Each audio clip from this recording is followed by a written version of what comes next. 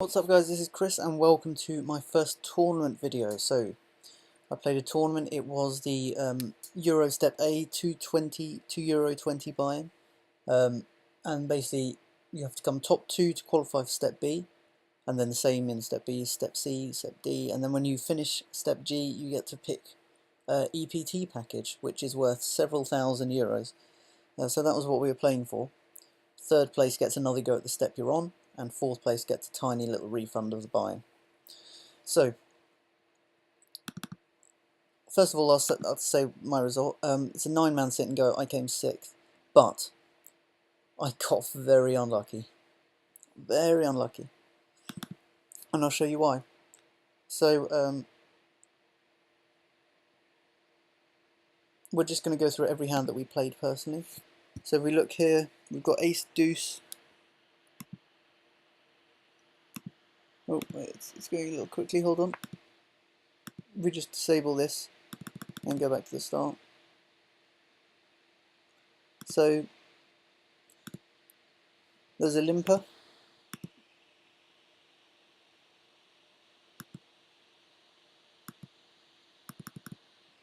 No, we actually fold that one, don't we? Good job. This was the first hand we're in. So we have Jack 9 in the big blind. Alapani raises there to 4x. Oh yeah, I'm in the big blind, so I just fold. Okay, I'm just getting used to it, just getting used to this. So that's the small blind. This must be the first hand we actually played. So, 6-7 suited. Nice hand. Small raise from Alapini. We call. Flops 9-7 Jack. No spades, so all we have is a pair of 7s. Both check. Turns 9 of diamonds. River's 8 of hearts. We check it down, he's got Queen Jack. Surprised he didn't bet more with that hand, but there you go. I suppose it was quite straighty. So we lost that pot, but I don't think we played it badly. I think we pretty much played it well. You know, we tried to get to showdown cheaply, which is fair enough. Here, got 9-7 suited this time in the cutoff. Folds around to us, we raise it to standard 2.5x at this point with no antes. That's my standard. We get re-raised and we fold. Again, nothing wrong with that with the stacks so short. Deeper stacks than we could have called that. But with stacks short, I think the folding to 3-bet is good. You could argue I might not play that in the first place, but it was quite a passive table, so I thought I'll give it a go. Now this pot. We have ace-6 from middle position by the looks of it.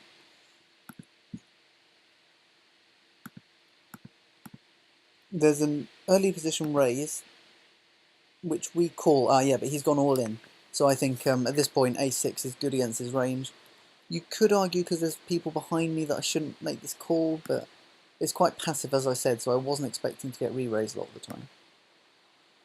So the board's 7-5, 3, deuce, 3. He turns over Queen Jack, so we win with ace high.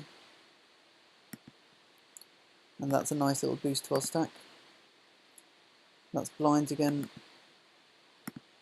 Make a little profit on this hand. Queen 9 on the cutoff. We raise it and we take down the blinds. It's important to make that kind of play in late position, even with not the best hand, to try and steal the blinds occasionally. We've got ace-10 here. Oh yeah, we just get a walk with ace-10. Now this is a big hand. So, what happens here? We have Queen Jack suited. Sorry, drinking my tea before it gets cold. We've got Queen Jack suited, and we're only 6-handed now. So I raise all in at this point because the blinds are 50-100. I've only got 15 big blind. I figure that I'm going to get into a sticky situation if I just do a normal raise. I've 200, 250, I think it'd be 250 still at this point. So I just go all in and hope to get fold equity and take the blinds. We get called. Flops 4, Jack 3, King, Queen. He had ace 9, so we got a little bit lucky. I don't think we were much of a dog. It was maybe a 41-59 shot. He had our suits covered as well, admittedly. But, you know, we got a little bit lucky, willing to admit that. I think this was the blinds again. Was this just us taking down the blinds? I think this may have... Yeah, so again, it's important to make these plays all in, get the fold equity on the button with a hand like King 9 and take those blinds. And if you can do that a few times, you'll notice a big increase in your stack in tournament play. I think we just got a walk here with 10-7. Did we just get a walk? Yeah, we just got a walk with 10-7.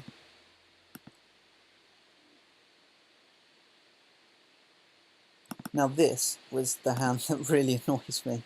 So, we've got ace-king suited. I'm never folding this, ever, in this spot. With stacks so short. As you can see, we are chip leader here. Go all in, you know. Fat Tony calls. Jack 7-9, 5 Queen. Can you guess what he had? Yeah. He had ace Queen. So we got very, very unlucky there. But that's just how it happens, you know. It's a bad beat. That's a typical bad beat. And unfortunately, it was a guy who, one of the guys who had nearly as many chips as us. So we're down to 700 at this point. This is the very next hand, I believe. We have ace Jack in the big blind. And as you can see, Wolfram raises. I go all in for my extra bit. He calls. Jack on the flop. He turns over 10 queens, so yeah, you know, I think ace Jack's going to win that again about 60% of the time, something like that. The next hand, we have ace Queen. He's all in, he raises, I'm all in. He calls 4-2 King 2 Jack. He has 9, so it's about an even money shot. He's probably a slight favourite, but your classic coin flip, we didn't hit. And so at that point we're, you know, very short, and then we're just having to really go all in at this point because we have 3 big blinds. So we pick up King 7, shove it. 8-8 Queen 9, we get called by Jacks, unfortunately. So yeah, and that was our tournament over, out in 6th place out of 9. As you can see, we got unlucky, really unlucky with that ace king, ace queen hand in that big pot. But it happens sometimes, and you know, we played well. I'm confident we played well. If we look at the graphs, that's our expected value, so, and that's our actual value. And you know, that was, I bought into that tournament purely using FPPs that we've earned throughout our Grinding It Up challenge. So hopefully I'll be able to buy into this tournament every week at 2NL. At 5NL, I will be obviously having more FPPs at my disposal each week. So next week, for the coming week, we'll certainly be at 2NL for the next week. So next week you can expect that tournament again, Euro Step A. After which, I'm not exactly sure how many FPPs will be earning a week, but I would imagine we'd be at least able to get a Step 1 ticket, 750 Step 1, which is the same thing except you can cash it out in Step 4 for a Sunday Major ticket. And naturally, if I do manage to get to Step 4, I will record myself playing the Sunday Million.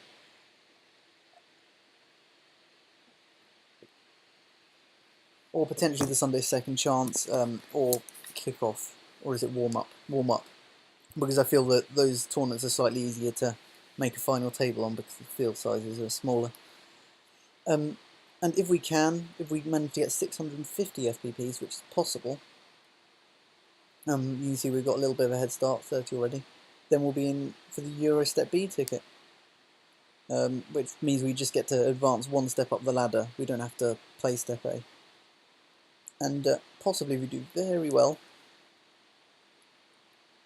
I might be able to get a one of these things, and if I do, I'll be interested in playing the T-Coup for you guys if I can.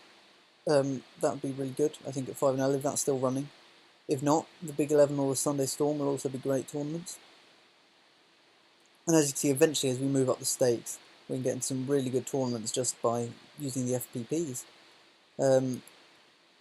You know, 13,500 buys your Sunday Million ticket. And that would be a good one to put on YouTube, wouldn't it? Single table tournament with a Team PS Pro. $1,000 first place. That'd be quite fun. That'd be quite fun. Might look at doing that once we get up to, I think we'll probably be able to afford that, maybe 100 NL, something like that. 50, 100, yeah, 100 NL sounds about right. And then obviously got these massive ones. Eurostep G ticket, be quite fun. Super Tuesday, so hopefully we'll get up to these at some point. I'm looking forward to playing these tournaments every week. It's going to be good fun. Good fun. So that is all for today. I'll be back tomorrow with hopefully a double upload again. 2 standard videos. Yeah, so we'll just see how that goes. Thanks for watching and goodbye.